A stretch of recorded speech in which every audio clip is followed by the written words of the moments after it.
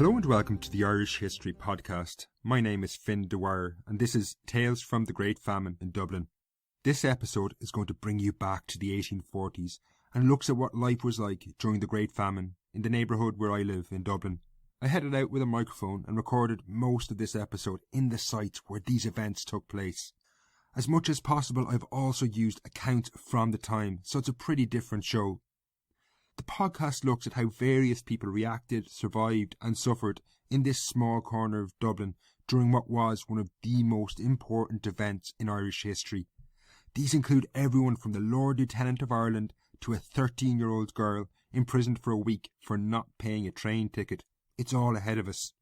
In recent episodes of the show, I have mentioned my plans to make a major series on the Great Famine, which is planned to run through 2017.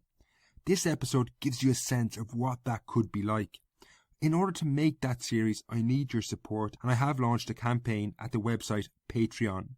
Patreon allows you to support my research by donating a small amount each month. In return, you will get a bonus episode, a patron's guide to each show, and much more. You can find out all about it and support this series at patreon.com/Irish podcast. That's patreon.com/Irish podcast. Now to today's show. Before I begin, I want to flag that it is recorded in the various sites and buildings where these events took place, so sometimes there is minor background noise. But before we get out and about and visit these locations, I start by just explaining a bit about what Ireland and Dublin was like in the 1840s.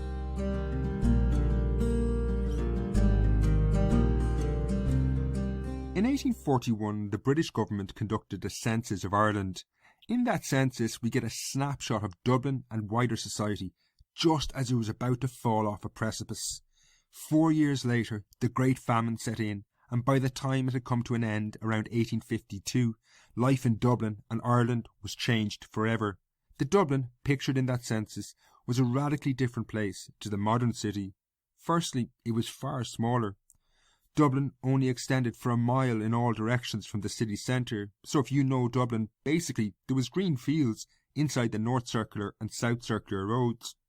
While the population of the island approached 9 million in 1841, Dublin only accounted for around 230,000 people. Today's city is unrecognisable in comparison in terms of sheer size. For example, in the area I live, Cabra, there was under 600 people living here in 1841, but today the population stands somewhere around 20,000. In the 19th century, a series of institutions ranging from British Army barracks to asylums, prisons and workhouses occupied much of the land between Cabra and Dublin city. These provide a rich history of life from any period, but particularly during the Great Famine. Before we visit these places, it's worth saying a few words about the Great Famine itself. While it was triggered by the collapse of the potato crop when blight struck from 1845 onwards, the origins of this crisis lay much deeper in Irish history and beyond the scope of today's show. However, it's worth bearing in mind that the story of the Great Famine is much broader than the story of the failure of just one crop. The collapse of the potato triggered a much wider implosion of the Irish economy, and it affected every corner of the island, rural and urban. It was this, coupled with a ruthless and callous reaction from the British authorities, particularly after 1847, which left Ireland devastated. By 1852, nearly 1 million people had died and around 1 million had emigrated. Today's show looks at the lives of people in one small corner of Dublin and doesn't attempt to explain the entire event or its complex history. That's for my upcoming series. This is just snapshots of life from the homes of the powerful to the prison cells of the powerless. We will begin in the Phoenix Park, a large park on the outskirts of Victorian Dublin. Then, the only public park in Ireland, it was also where the residence of the Lord Lieutenant of Ireland was.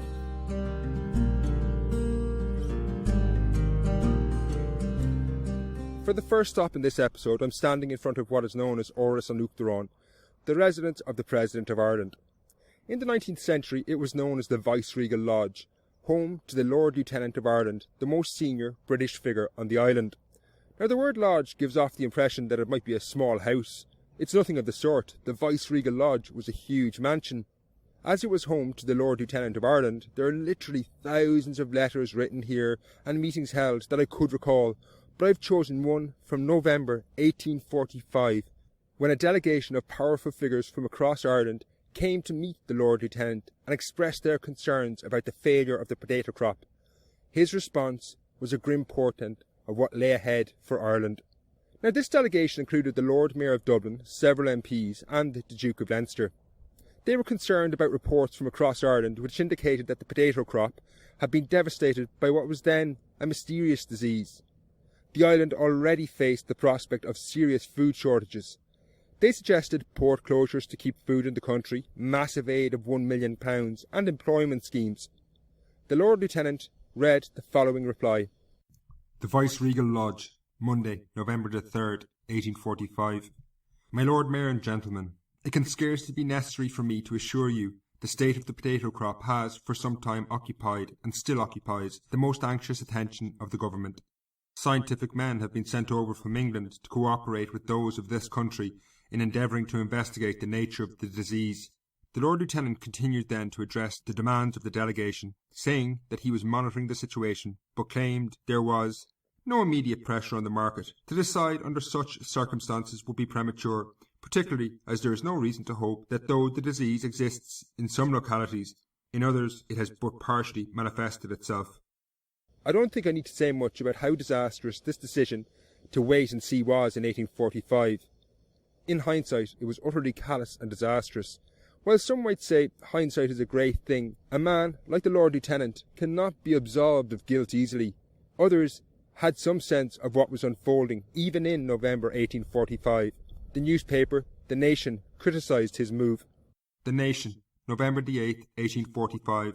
We never hoped much from the deputation to the Lord Lieutenant, but a nation is on the eve of the greatest affliction God sends as a trial or a punishment. The harvest which promised abundantly is suddenly stricken with a mysterious malady, and a gloom, dark as death, is over the hope of the people. This was just one of what would become a litany of appalling reactions to the Great Famine in Ireland by the British authorities.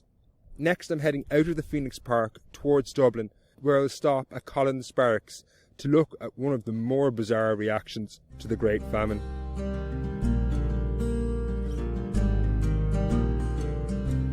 So now I'm standing outside what was once the biggest army barracks in the world. Known as the Royal Barracks in the 19th century, it is today known as Collins Barracks.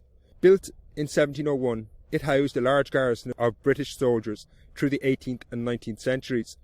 The barracks gained notoriety after the 1798 rebellion, when the British Army tortured and killed hundreds of rebels here. Today it's a somewhat more tranquil spot, as it's home to the National Museum of Decorative Arts and History.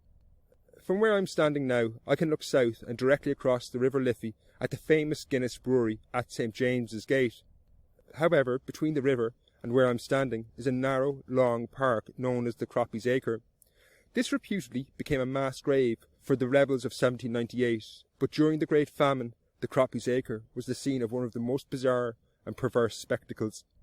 With the majority of the population facing starvation from 1845 onwards, numerous attempts were made to do something. In 1847, the British government began a policy of opening soup kitchens. This attracted a famous French chef, Alexis Soyer, who got involved, lending a certain amount of prestige to the idea. Soyer was well known at the time, and I guess you could say he was a celebrity chef, a Gordon Ramsay or Nigella Lawson of their day. Soyer appears to have been genuinely moved by the situation in Ireland, and came up with a recipe for what he claimed was a nourishing soup, which he said he could make for only 3 pence per gallon. While cheap, Soyer's soup was woefully inadequate.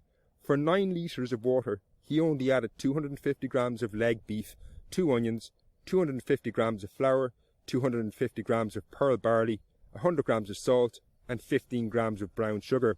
The beef, by his own admission, was purely for taste, and would have no nutritional value at all.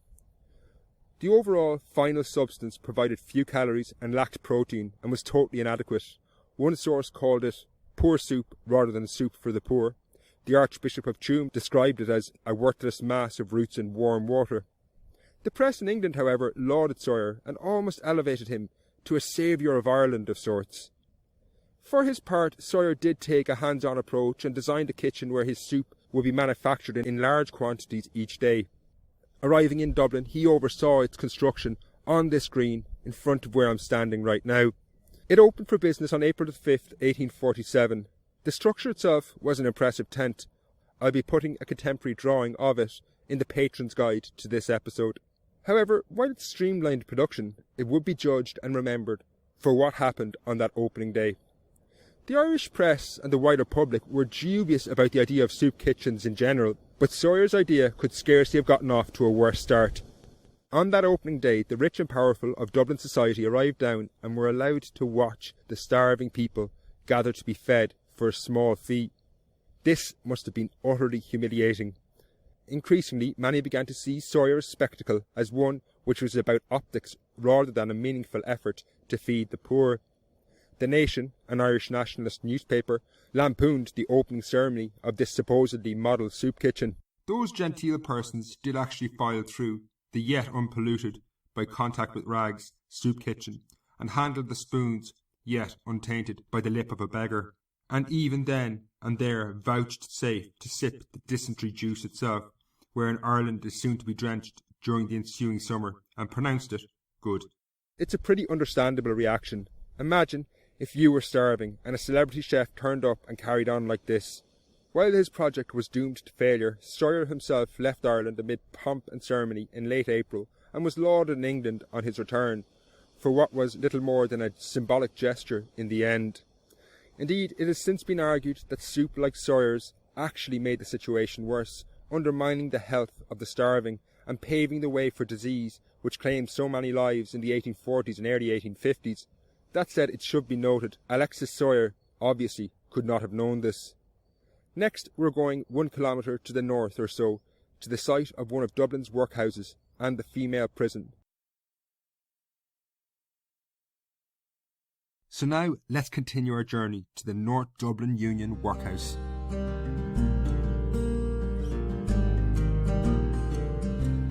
I've arrived now in what is a bit of a busier location than Collins's Barracks.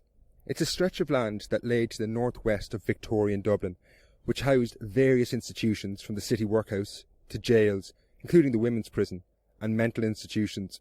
Right now I'm standing right in the middle of where those institutions once stood. Much of the area today is a building site as it's been transformed into the campus of the new Dublin Institute of Technology. The stark outline of what was once the Richmond Lunatic Asylum still dominates the skyline when you look towards the city centre. In the 19th century, this stood side by side with one of the two Dublin workhouses, which is now totally gone. Workhouses, above all other buildings, were synonymous with the suffering of the Great Famine. They were something of a new concept at the time, and these buildings were designed to feed and house the destitute poor.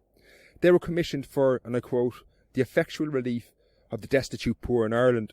However, empathy and caring was not part of the ethos.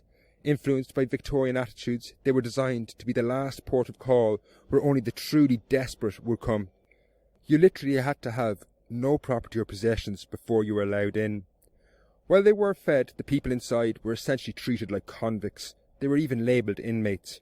Workhouses were built to look similar to prisons. Inside the walls, the so-called inmates were subjected to a harsh regime where men and women were segregated and daily life was controlled.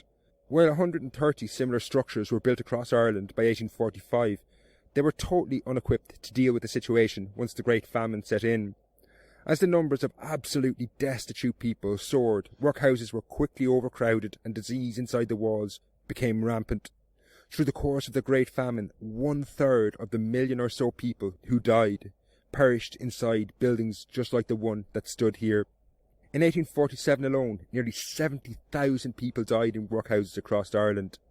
This stark letter, written by the chaplain of the North Dublin Workhouse, which stood on the site that I'm now looking at, illustrates the change in the situation between 1842 and 1847. The North Union Workhouse, Dublin, May the 21st, 1847. For the 13 weeks of the year of 1842, corresponding to the 13 weeks which have just now passed, the number of inmates in this workhouse ranged from 1,850 to 1,950. The amount of deaths amongst them was 78. During the last 13 weeks, the number of inmates varied from 2,750 to 2,850. If the mortality had increased in accordance with the ratio, the deaths should have been 105. In point of fact, how many have died during that period? No less than 443. And yet a death from sheer starvation is, I believe, not yet, thank God, known in Dublin. A rather clear indication I take this to be that there is, as you say, a famine disease that may be prevented but not cured. I remain your faithful servant, P. Murphy, Roman Catholic chaplain to the North Dublin Union Workhouse. From this account, it's clear that by 1847 there was already an extra 800 people living in a building that was designed only to accommodate 2,000 people. The controlled nature of life, the fear of disease and the overcrowding often left people with difficult decisions. They were not actually prisoners, so they could leave if they wished, but outside the walls, the poverty and starvation that they had fled awaited them. When I was sifting through newspaper reports about this site, I came across the tragic story of a man called George Renshaw, who lived very close to here, just down on Church Street. And while he had been in the workhouse, he decided to leave. His is a life often forgotten when we look at the history of the Great Famine. That is, of people who had serious problems in their lives before starvation set in. Their chances of survival were slim. For George Renshaw, he suffered from chronic alcohol addiction. Freeman's Journal, March 9th, 1850. Yesterday an inquest was held at 41 Church Street on the body of George Renshaw, aged 27. Peter Keegan, owner of a cellar belonging to the house, stated that the deceased had at a former period lodged with him for about 6 months, but left and went to the North Dublin Union Workhouse, for which he for some time remained as an inmate. On Tuesday night he then returned and slept in the cellar. He left on the following morning for the purpose, he said, of re-entering the workhouse, but instead of doing so took to the drink, the means being supplied, it was supposed, by pledging his articles of clothing. At about 7 o'clock on Thursday morning he knocked at the door of the cellar and complained of the most burning thirst, of shivering and of violent cramps. After he had a cup of tea and then some grog, his stomach was unable to retain any of these liquids, and the thirst continued. He was offered food but refused it. After continuing in a state of suffering throughout the day, sometimes walking about and occasionally lying on the bed, he finally settled down on the latter, and in the course of the night was found dead by another lodger. Undoubtedly by consuming large amounts of alcohol after not eating properly for perhaps weeks, George Renshaw seems to have had an awful death. Stories like his are crucial as they illustrate where individuals' everyday problems collided with the wider catastrophe of the Great Famine. Next, we need to take the short journey north to what was the women's jail in Grange, Gorman. The newspapers from the time are full of heart-wrenching stories of what happened there.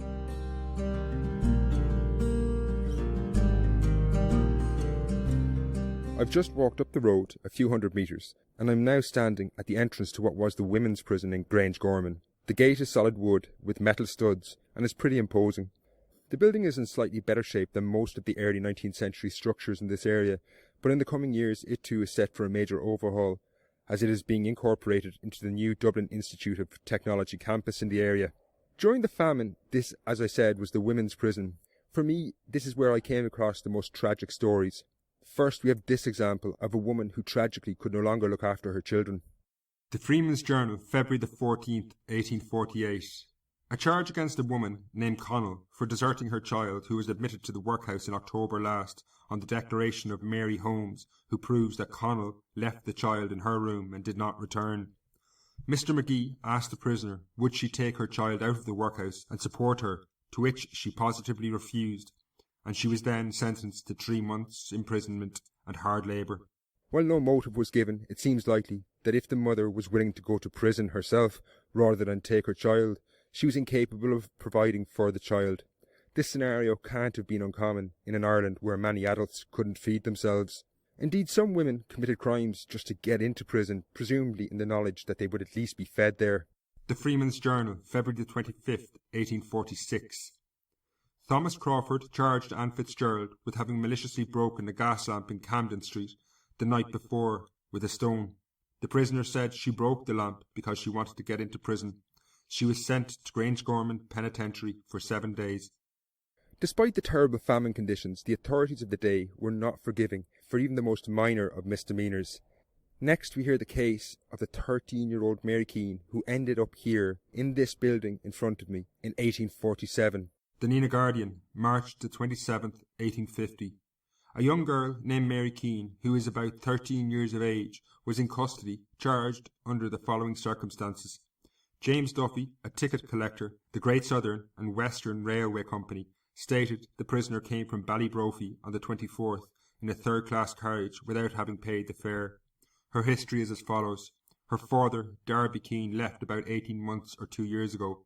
Her mother is dead. Her uncle Michael supported her since. The magistrate sent the prisoner to Grange, Gorman for 7 days. Standing here now, the building looks dilapidated, silent and almost empty. But these stories certainly cast it in a different light. Cruel as the fate of the 13-year-old Mary Keane was, some prisoners fared worse. In December 1850, hundreds of women from across Ireland were gathered inside the walls of Grange Gorman prison. Most had committed minor thefts. Hannah Reardon had stolen bread, or Julia Cronin, for example, had stolen 3 sheep and a lamb. They were not being brought here to serve their sentences in the prison, however. The Freeman's Journal now takes up the story. The Freeman's Journal, December the 12th, 1849. It is some days since the transport ship arrived from the Thames to Kingston Harbour, that's Dunleary port outside Dublin, having been chartered by the government for the conveyance of female convicts under sentence of transportation to Hobart Town, Van Diemen's Land. In the course of the last week, the convicts, all or nearly all young creatures, some of them mere girls, were brought down from the Grange Gorman depot and embarked on board the transport. They numbered about 380, and owing to the humane regulation of not severing infants and growing children from their mothers, the human freight included 60 more compromising of infants and children belonging to the convicts. The great majority of the poor creatures belonged to the mass of people, or what is conveniently termed the lower order, and are of course Catholics. This ship arrived in Tasmania, Australia on May 9, 1850. It's almost certain that none of these women ever returned to Ireland. To conclude, I want to return to the Phoenix Park where I began.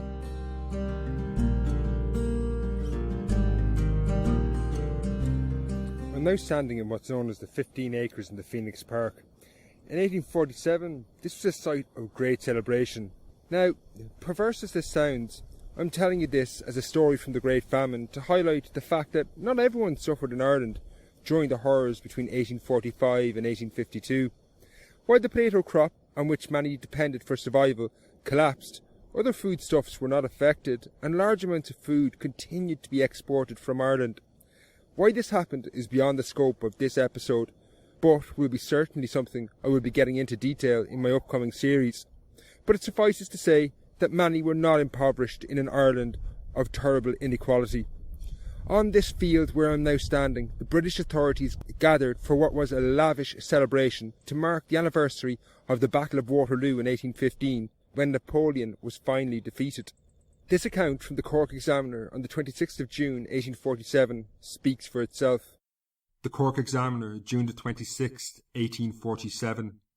The 32nd anniversary of the memorable victory of Waterloo was celebrated yesterday by a grand review and sham fight in the Phoenix Park. The day was most favourable, and the multitude of persons assembled was commensurate with the enjoyment to be derived from so exciting a scene under such favourable auspices. The troops were on the ground shortly after 11, and at 12:30 the line was formed. At 1 o'clock His Excellency, the Lord Justice Lieutenant General Commanding, Sir Edward Blakeney, arrived on the ground, accompanied by a numerous and brilliant staff. A ball given by His Excellency, the Lieutenant General, at the Royal Hospital, Kilmainham, last evening, was on the most extended scale of generous hospitality. The appearance of the great hall of the Royal Hospital, brilliantly lighted and filled with beauty and fashion, was magnificent. Shortly after 10, the company began to arrive in the large square, and entered the hall of the anteroom, proceeding through the drawing-room to the grand hall or dancing saloon. At 11:15, Edward Blakeney received the Duke of Leinster and the Lord Chancellor, who were escorted to a raised seat. The band played the national anthem. The scene was animated and brilliant. Sir Edward and his amiable consort were the most urbane and attentive to their distinguished guests, who with unabated enjoyment kept up the festivities till dawn. From where I'm now standing, I can just see across the River Liffey to Kilmainham, where that ball took place. The anger, resentment and bitterness among the poor of Dublin on that evening must have been palpable. This brings today's show to a close. These stories are just a small sample from one small corner of Dublin. While no area of Ireland emerged unscathed, the story of the Great Famine varied massively from place to place.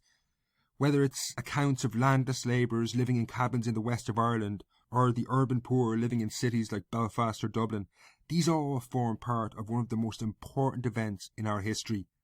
As I said, next year I want to tell these stories in a major podcast series on the Great Famine. But I need your help to do this. You can get involved at patreon.com/Irish podcast. In return for your support, you get lots of extra podcasts, a patron's guide to each episode, and much more. You can check that out at patreon.com/Irish podcast. That's Patreon, patreon.com/Irish podcast.